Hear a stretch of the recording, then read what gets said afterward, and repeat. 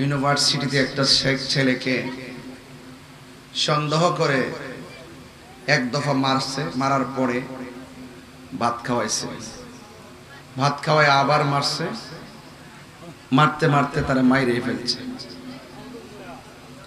আমি এগুলার তীব্র নিন্দা জানাই। সারা বাংলাদেশের ফেসবুকে লিখতেছে, বাতি যদি খাওয়াবি মারলি কেন? আমি দেখেছি ৬ জন আসামি ধরা পড়েছে, তারা ৬ জনই ছাত্র। যে ছাত্ররা একজন মানুষকে সন্দেহ করে আইন হাতে তুলে নেয়, তারা কখনো মেধাবী ছাত্র হতে পারে না। এই দেশে আইন নিজের হাতে তুলে নেবেন না। যতটুকু শুনেছি এই ছেলেটা একটু মানসিকভাবে ডিপ্রেশনে ছিল, ব্রেইন আউটের মতো ছিল। আমি প্রশাসনকে বলবো যথাযথ তদন্তের মাধ্যমে তার উপযুক্ত শাস্তির ব্যবস্থা করার জন্য। আমরা হাতুড়ি দিয়ে রাজনীতি করব না, আমরা কলম দিয়ে রাজনীতি করব।